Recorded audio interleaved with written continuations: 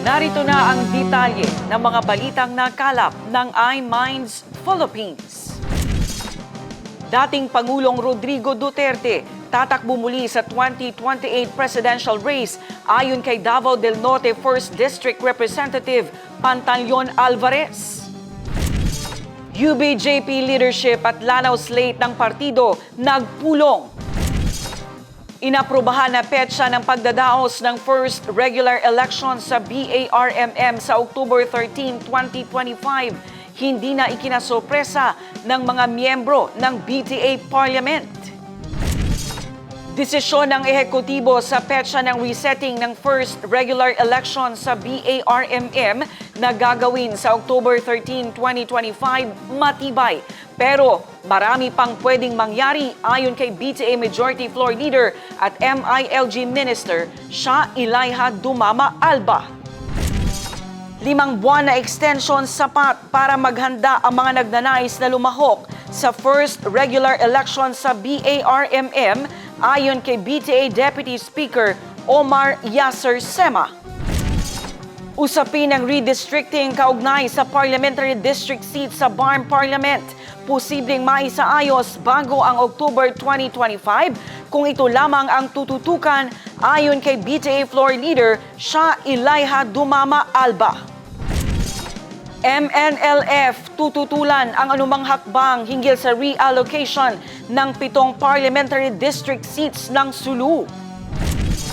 Paghahain ng resolusyon upang atasan ng Blue Ribbon Committee ng BTA Parliament na magsagawa ng investigasyon hinggil sa privilege speech ni Congressman Zia Alonto Adyong na pondong pumasok sa mga bank account ng mga barangay sa Lanao del Sur, pinag-uusapan na ng BTA. Papel ng MILG sa Local Government Support Fund minimal ayon kay Interior and Local Government Minister Attorney Sha Ilayha Dumama Alba. Sa isyu ng LGSF sa Cotabato City, approval ng SP kailangan para sa check and balance ayon sa MILG Minister. Panukala na gawing Provincial Hospital ng Maguindanao del Norte ang Iranon District Hospital sa bayan ng Parang Maguindanao del Norte, kung saan magiging 200 na ang bed capacity nito, isinusulong sa Committee on Health. 1,350 miyembro ng transport sector sa bayan ng Parang Maguindanao del Norte, kinilala ng Parang LGU sa Gabi ng Parangal. At libo-libong atleta mula sa BARMM magtatagisan muli ng galing sa palakasan sa Barmaa Meet 2025 na gaganapin sa Cotabato City.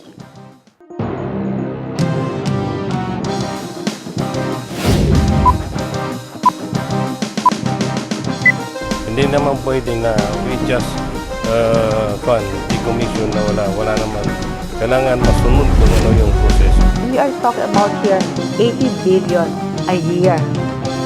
Every individual in the whole region of BARM wants development, and that's the reason why we ratified the BOL. That was the dream of each and everyone living in the Bangsamoro.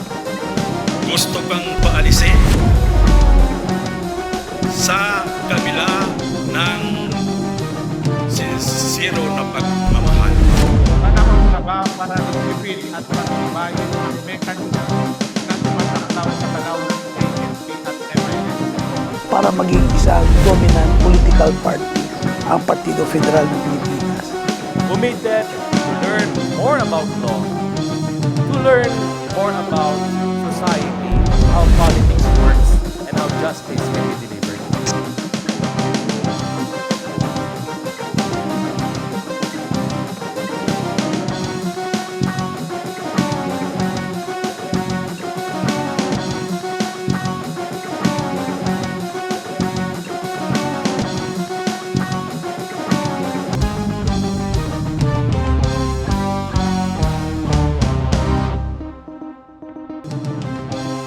Assalamualaikum, mapyang magabi sa Lacano, Langon. Magandang gabi.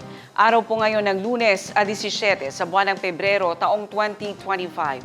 Ako si Lirio Bompat at narito na ang detalye ng mga balitang nakalap ng iMinds Philippines.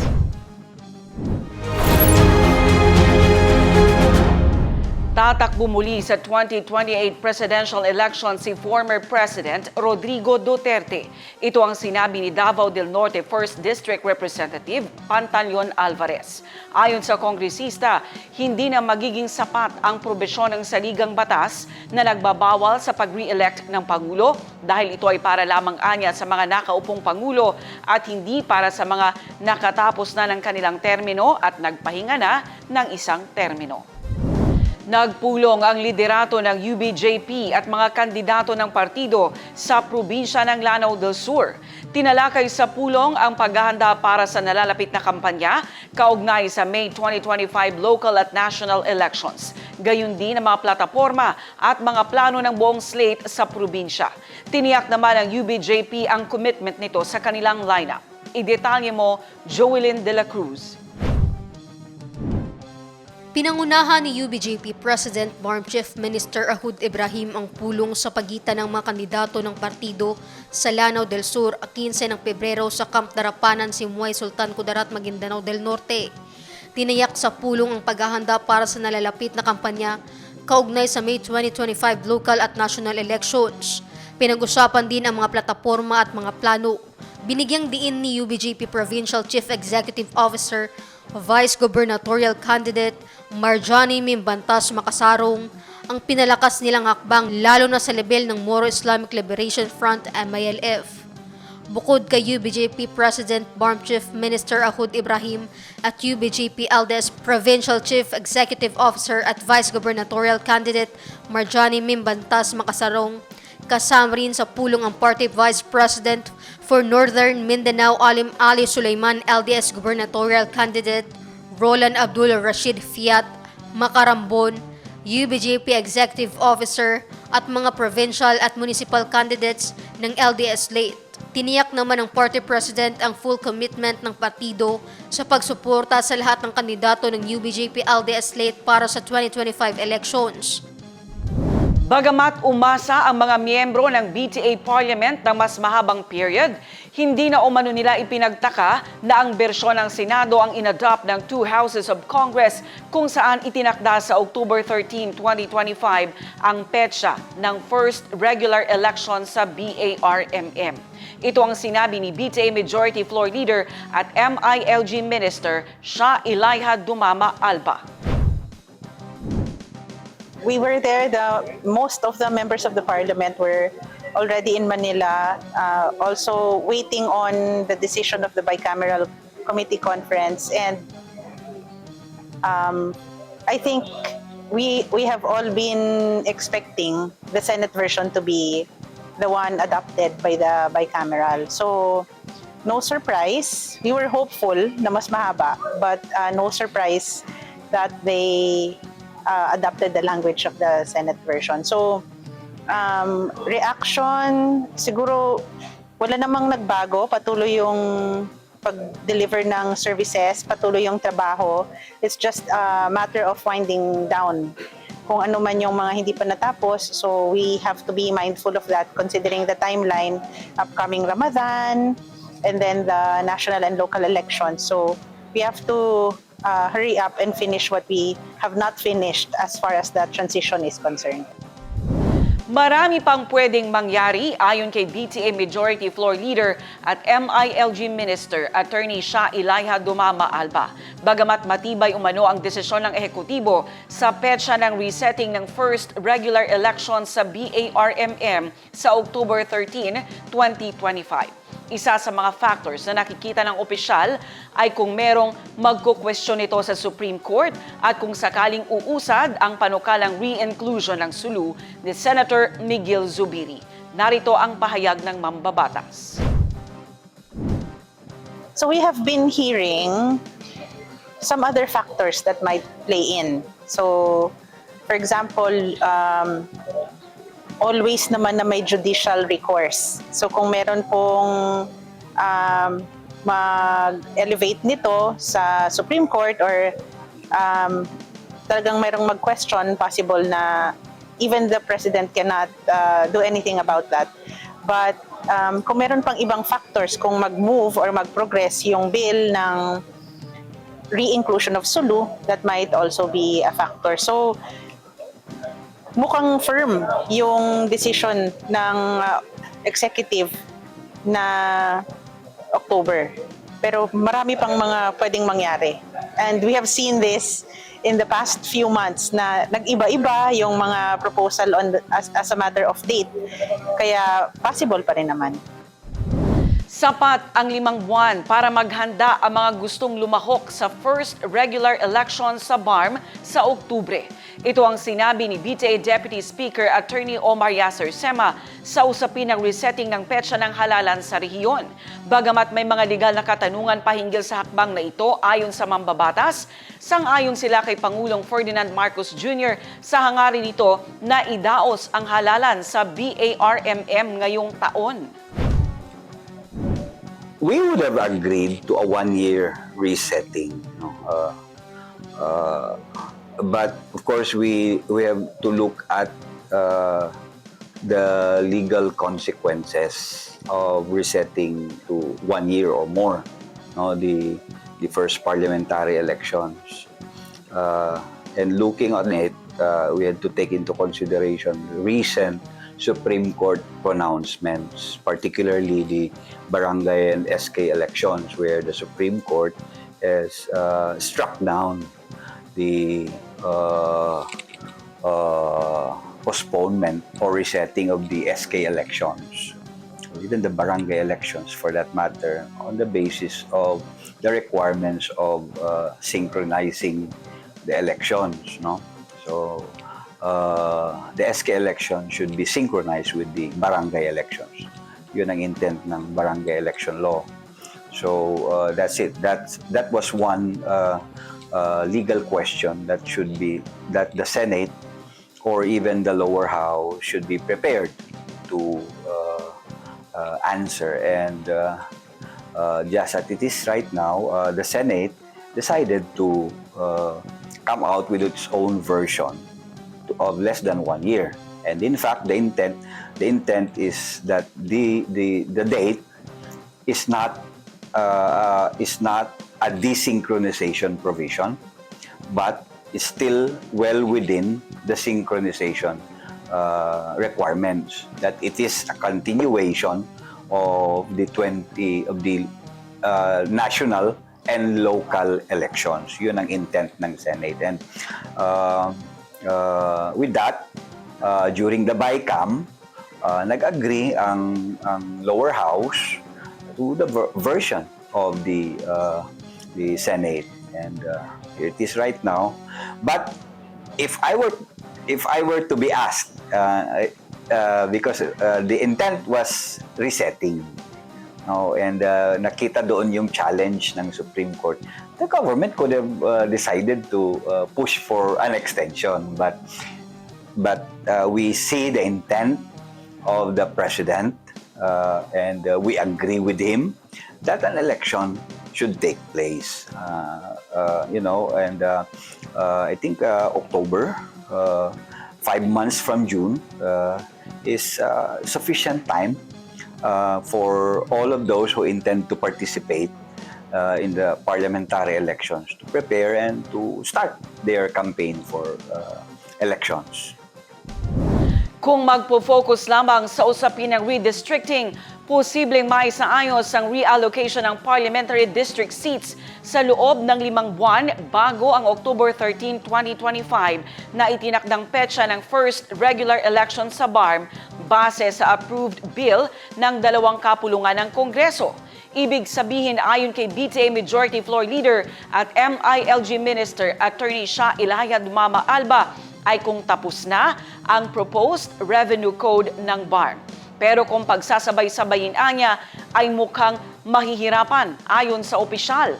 Mag-a-adjourn na sinidie ang Bangsamoro Transition Authority Parliament ngayong linggo at magbabalik sesyon ng mga mambabatas sa 2nd linggo na ng Abril.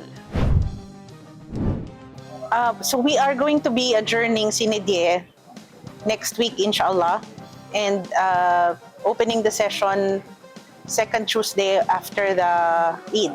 So most likely 2nd week of April. Kung talagang magfo-focus dito, meaning tapos na yung Bangsamoro Revenue Code, Pero kung pagsabay-sabayin, baka mahirap.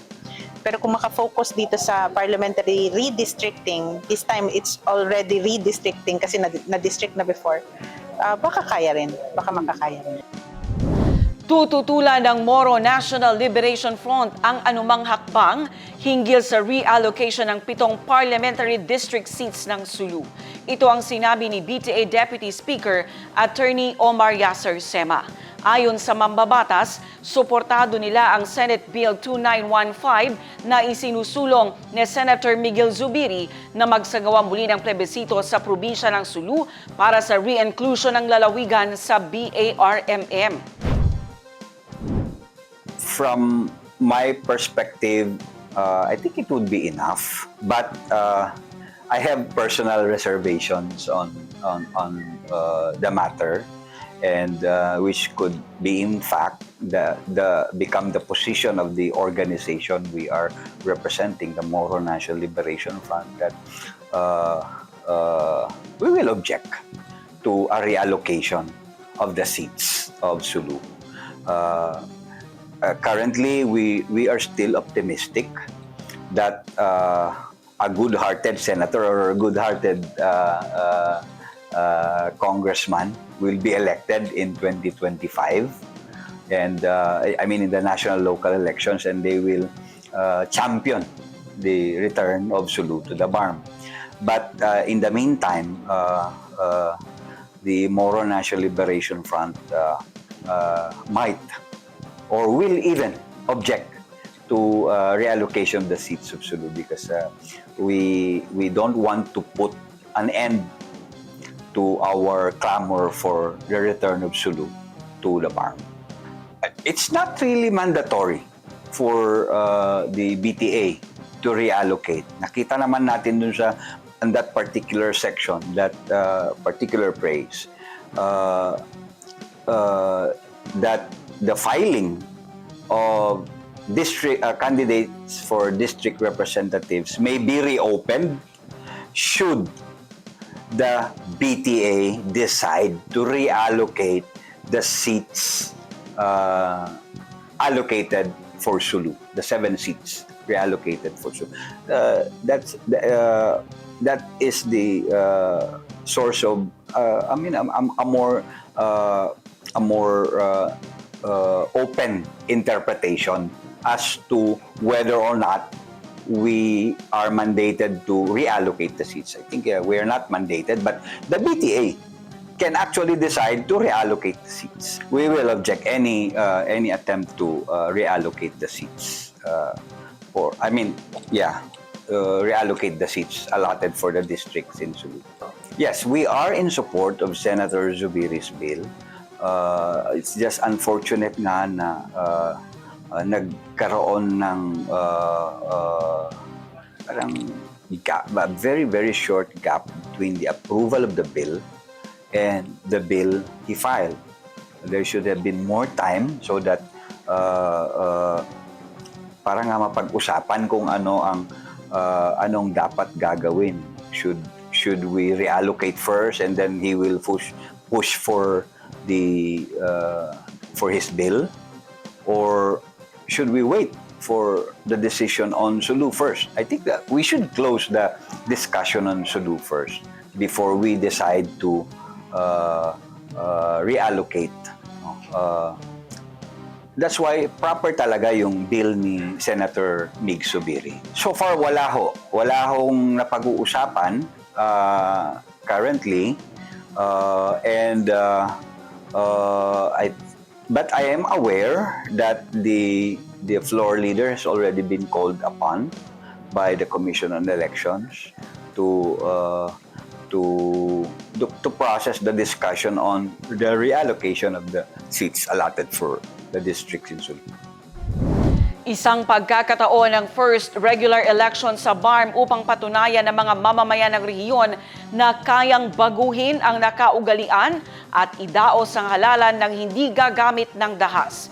Pero aminado si BTA Deputy Speaker Attorney Omar Yasser Sema na hindi pa rin nawawala ang guns, goons and gold sa BARMM pagdating sa usaping politika at halalan.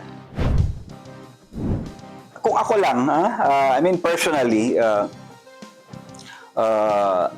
maraming hindi na bago sa process ng elections. Yung machine lang ang nagbago, yung machine lang. Yung contractor lang ang naiba.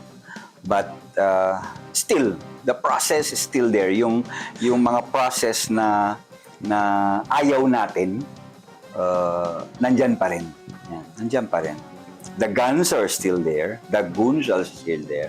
And we are aware na yung gold nandyan pa rin for this, I mean, yung fiesta ba? Nandyan pa rin yung guns, goons, and gold. And personally, that would be a no-no for me to participate in the elections. But considering I am from the Moro National Liberation Front, and the Moro National Liberation Front is one of the organizations that pushed for the approval of the CAB, approval of the Bangsamoro Organic Law, and we were the ones who pushed for this new parliamentary system. There's no choice for us but to participate in these elections, despite how we look at it, no? Na parang hindi natin sinasang-ayunan yung process yung nakaugalian. And we are here, we are participating because we want to prove that this works, no? Itong new system works, kaya naming baguhin yung sistema. Hindi dumadaan sa daas. Kailangan naming patunayan. Otherwise, yun yung probably that would be one of our failures if we are not able to do it. Ang usapin sa Bangsamoro Local Government Support Fund o LGSF ay issue na sakop ng jurisdiction ng BARM government ayon kay BTA Deputy Speaker Attorney Omar Yasser Sema. Bagamat nananatili anya ang kapangyarihan ng Kongreso na mag-imbestiga hinggil dito. Kasunod ng privilege speech ni Lanao del Sur 1st District Congressman Zia Alonto Adyong na pagpasok ng halagang 500 hanggang 2.5 million pesos sa account ng mga barangay sa Lanao del Sur. Well, the LGSF, that was subject of the speech of Congressman Zia Alonto Adyong. Ang masasabi ko lang is yung LGSF is a BARM LGSF. It is a fund of the Bangsamoro government, and therefore, if there is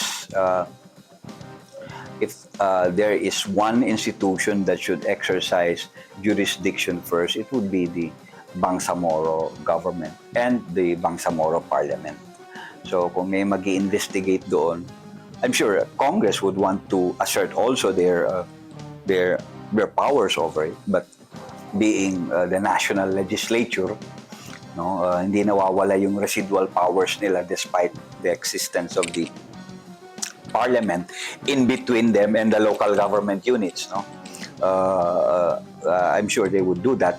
But I think it's still the Parliament which will have jurisdiction in investigating the supposed issues raised by Congressman Zia Alonto Adyong. There is already a discussion among members of the BTA that a resolution might be submitted to the Parliament for the Blue Ribbon Committee to conduct an investigation on the issues raised by Congressman Zia Alonto. I have not seen the guidelines. I have not seen the guidelines, but I think it's a local government support fund. Hindi man sinabi siguro kung for infrastructure, or if it was stated for infrastructure, I think that's sufficient guidelines already set by the Parliament. It's not cash that you just deposit and then bahala na kayo. Hindi. May guidelines yan na it does, and the guidelines was already set by the Parliament itself, and yung specific guidelines lang sinet ng MFBM or the MILG, and that would be the guidelines that would be used by local government of Cotabato City. Unless sinabi doon na kailangan magpasa ng sanggunian, panglungsod ng Cotabato City ng guidelines for that, then the mayor would be compelled to do that. But if it does not state there, it's no longer required. Not necessarily. It will be liquid. There'll be a liquidation for that also, and we will know where to put that requirement. If it is there to fund some infrastructure program, then the funding should be infrastructure. The liquidation should be in accordance with the requirements also of the law. This is not like it could be. I mean, the fund could be for operations of the of the local government unit. When you say local government support fund, maybe there is also an allocation there for the sanggunian. Yeah, there should be an allocation there for the sanggunian, and I think yun ang pwedeng tingnan ng sanggunian, kung saan doon yung para sa sanggunian, ang lungsod. Minimal ang papel ng Ministry of Interior and Local Government o MILG kung titingnan ang guidelines ng Local Government Support Fund o LGSF. Bahagi ito ng General Appropriations Act of the Bangsamoro o GAAB sa taong 2024 ayon kay BTA Floor Leader at MILG Minister Shah Ilayha Dumama Alba. Napasa ilalim sa LGSF ayon sa mambabatas ang mga non-IRA barangays at ang katatatag pa lamang na 8 munisipyo sa SGA. Isinangguni ng news team sa Interior and Local Government Minister ang issue hinggil sa LGSF sa Cotabato City at narito ang kanyang pahayag. The Ministry of the Interior and Local Government, as far as the ministry is concerned, looking at the guidelines, very minimal yung role. Meaning, after everything has been implemented, kailangan ng i-monitor so that we make it part of the inventory of the ministry. Halimbawa, ilang barangay halls, ilang barangays ang walang barangay halls, because those data are very important if we want to program our activities sa ministry properly. So, very minimal yung role ng ministry, but I understand as a member of the parliament that the LGSF is indeed part of the GAAB, yung annual appropriations ng Bangsamoro, and not for any other reason na yung sinasabi nilang politika, etc., but really to give an opportunity to our local governments to access the funds of the Bangsamoro government.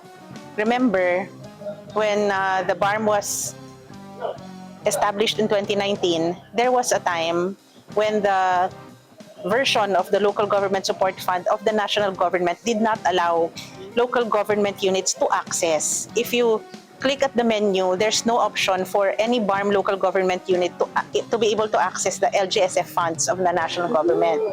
So that's why that was considered at nilagay siya as part of the support fund na, this time coming from the block grant, enabling Bangsamoro local government units to access funds. And this time, dalawa na yung pwede nang pag-accessan. Pwede na yung national, pwede pa yung Bangsamoro government. Aside from that, yung 8 new municipalities ng SGA nga na walang pondo ay doon din ipinasok. In fact, ma'am, for 2025, yung mga support to non-IRA barangays previously lodged in the Ministry of the Interior and Local Government ay dito na rin sa LGSF ipinasok at doon na rin sa Office of the Chief Minister maa-access. So, for the ministry, we will be committed to ensure that the role of the ministry under the guidelines will be observed. Ang issue sa Cotabato City, it's about approval ng SP. Kailangan ba talaga? As a matter of course, kasi check and balance talaga siya. So, kailangan talagang merong tumingin, bumusisi. At lahat sila ay halal. Ang atin lang pong tinitingnan dito ay yung mga legalidad at saka yung basihan ng kanilang mga aksyon. Kaya, it's also not a surprise kasi nga everything is being politicized right now na maka-question din whatever, for example, opinion others have. But in any case, sometimes we call it affirmative dissonance, Lirio. Yung bang you already have an opinion, you ask another person to ensure that the person also has an opinion the same as you do, di ba? Same opinion. So, kung hindi natin makuha yung opinion na gusto natin, talagang mayroong reaction. And we are open to that. Talaga namang ganun siguro talaga sa buhay. Gagawing provincial hospital ng Maguindanao del Norte ang Iranon District Hospital sa bayan ng Parang, Maguindanao. I-upgrade ang pagamutan sa 200-bed capacity. Ito ang nilalayo ng panukalang batas na hawak ngayon ng Committee on Health ng BTA Parliament. Kabilang sa pending bill sa komite ay ang pagpapatayo ng 2 ospital sa lalawigan ng Basilan. Ang pahayag ni MP Hashemi Dilangalen sa report. Thank you po, ma'am. Sa kasalukuyan po, tinatakel po natin ngayon yung Iranon District Hospital na kung saan ito ay i-upgrade into 200-bed capacity. So, I think meron na lang kaming isang committee hearing at sana ito ay ma-approve na, then mapasok na po natin to sa joint committee hearing with the CFBM para yung batas na ito ay mapondohan, inshallah.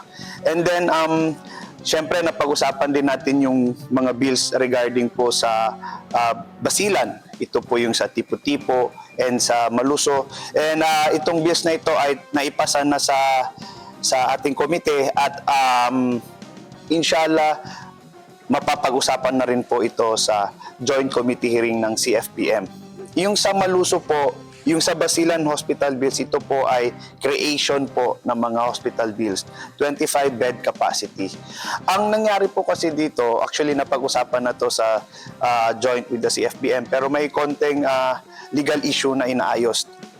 Ito ay na-resolve na po ng komite na kung saan dumaan ito sa mga katanungan sa ating po mga law expert po dito sa BARM, such as yung PRLS po sa BTA at sa Bago po, na kung saan ay ang komite ay nagkaroon po ng isang committee hearing at doon po na-resolve po yung legal issue regarding po sa Basilan. Itong Parang naman po ay upgrade po into 200-bed capacity from 25-bed capacity. Kasi po ang rationale po nito ay gagawing provincial hospital po yung Iranon District Hospital na kung saan ang pangalan nito ay Maguindanao del Norte Provincial Hospital. Ilan pa sa nakabinbin na panukalang batas sa Committee on Health ng BTA Parliament ay ang proposed measure hinggil sa pagkakaroon ng dialysis center sa Cotabato Sanitarium and General Hospital sa Sultan Kudarat, Maguindanao del Norte. Gayon din ang pagkakaroon ng dialysis center sa bawat provincial hospital sa rehiyon. Sinabi ni BTA Committee on Health Chair Dr. Hashemi Dilangalen, pagsusumikapan ng kanyang hawak na komite na maisabatas din ang mga panukalang ito bago ang October 2025. Yes, there are bills filed by our co-member of parliaments na dialysis bills, such as po yung isang bill po na magkakaroon ng dialysis center sa Cotabato Sanitarium General Hospital. Actually, ito po ay na-schedule na po natin ng public hearing maybe next week po. February 19 or 20 po, i-schedule na po natin yung public hearing sa Cotabato Sanitarium mismo. Yung iba pong mga dialysis bills such as may na-file po yung sa nating kasamahan na each provincial hospital po ng BARM ay magkakaroon po ng dialysis. Bale po, ma'am, di ba po na-extend kami ng 5 months. Sa darating na 5 months, after po matapos natin itong mga hospital bills, yung mga dialysis bills naman po yung ating itatackle up sa komite.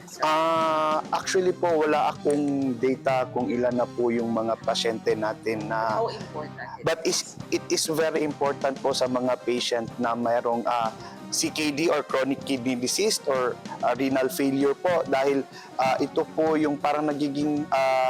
kasi po pag ang tao ay nagkakaroon ng kidney failure po, yung dugo nila is marumi.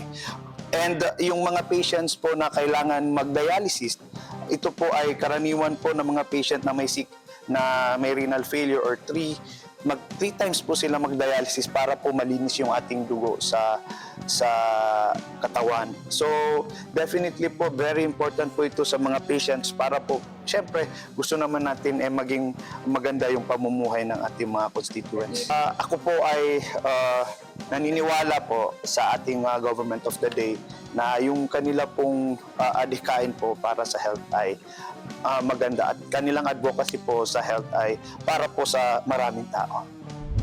Kinilala ng parang local government ang 1,350 miyembro ng transport sector sa bayan sa isinagawang Gabi ng Parangal. Ang detalye mula kay Joelyn de la Cruz. Kinilala ng LGU parang ang husay, galing at paglilingkod ng 1,350 transport group na Putri Muda o parang Umbrella Tricycle Motor Payong-Payong Association. Masayang nakiisa sa Gabi ng Parangal sina Dato Bla Sinswat, Mayor Dato Marshal Sinswat, Mayor Tukaw Mastura, Congresswoman Bay Dimpol Mastura sa pangunguna ni Mayor Marshal Kahar Ibay. Pinasasalamatan ng LGU ang mga driver na nagsisilbing bayani sa paghahatid sa mga destinasyon ng mga mamamayan ng ligtas. Tiniyak ng LGU ang suporta sa lahat ng transport sector sa lalawigan. 6 na tulog na lang at magtatagisa na sa larangan ng palakasan ang mga atleta sa buong BARMM sa Barmaa Meet 2025 na gaganapin sa Cotabato City. Ang detalye mula kay Naptali Bendol. 6 na tulog na lang, magkikita-kita muli at maghaharap sa iba't ibang sports competition ang libu-libong manlalaro sa Bangsamoro Autonomous Region in Muslim Mindanao sa gaganapin na Barmaa Meet 2025. Ito ay taunang sports event kung saan kalahok ang mga manlalaro mula sa 11 schools division sa buong BARM. Tema ngayong taon, championing peace and unity through Bangsamoro Sports. Samantala, makakaranas ng maaliwalas na panahon ang malaking bahagi ng bansa, maliban na lamang sa bahagi ng Northern Luzon na naapektuhan ng shear line at Southern Luzon na naapektuhan ng ITCZ. Alamin natin ang ulat panahon mula sa ating iWeather Center. Sa weather bulletin mula sa Pag-asa, makikita sa ating iWeather Center na malaking bahagi ng bansa ang makakaranas ng maaliwalas na panahon, maliban na lamang sa bahagi ng Northern Luzon dahil sa pag-iral ng shear line, posible na makararanas ng mga pag-ulan. Ang Intertropical Convergence Zone o ITCZ naman ay magdudulot rin ng mga pag-ulan sa southern portion ng Mindanao at Palawan. Walang binabantayang LPA o bagyo ang Pag-asa sa loob at labas ng Philippine Area of Responsibility. At para naman sa magiging lagay ng ating panahon bukas, sa Cotabato City, maglalaro ang agwat ng temperatura sa 24 to 34 degrees Celsius at 40% at chance of rain. Sa Maguindanao, papalo ang agwat ng temperatura sa 23 to 32 degrees Celsius at nasa 20% at chance ng pagulan. Sa Cotabato Province, maglalaro sa 24 to 34 degrees Celsius ang agwat ng temperatura at 20% at chance ng pagulan. 24 to 30 degrees Celsius naman ang magiging agwat ng temperatura sa Davao City bukas at 40% ang chance of rain. Sa Cagayan de Oro City, papalo sa 24 to 31 degrees Celsius ang agwat ng temperatura at 40% ang chance ng pagulan. 24 to 33 degrees Celsius naman ang magiging agwat ng temperatura sa Zamboanga City bukas at 60% ang chance ng ulan. Ang Lanao del Norte papalo bukas sa 23 to 31 degrees Celsius ang agwat ng temperatura at 50% ang chance ng pagulan. Habang sa Lanao del Sur naman ay makakaranas ng 18 to 26 degrees Celsius ang agwat ng temperatura at 20% ang chance of rain. Ang araw ay sumikat kaninang 6:19 ng umaga at lumubog ng 6:01 ng gabi. At yan ang latest mula sa ating iWeather Center. At yan ang detalye ng mga balitang nakalap ng iMinds Philippines ngayong araw ng Lunes at 17 sa buwan ng Pebrero taong 2025. Muling balikan ang mga ibinahagi naming balita sa aming FB pages, iMinds Philippines at Detalye. Gayon din sa aming YouTube channel, iMinds Philippines. Bisitahin din ang aming website sa www.imindsphilippines.com. Makikita rin ang aming mga balita sa aming TikTok, X at Instagram accounts. Hanggang bukas, ako si Lirio Bompat na nagsasabing bawat araw, bagong kaganapan, bagong impormasyon, bagong kaalaman. Ano man ang hamon na ating kaharapin, manatili po tayong matatag at masaya, kapit lang sa Kanya. Magbalik tanaw po tayo sa kasaysayan dahil bahagi po ito ng ating kahapon, kasalukuyan at hinaharap. Kaya makinig, magtanong at magbasa dahil iba na ang may alam. Ako si Lirio Bompat. Maraming salamat. Magandang gabi.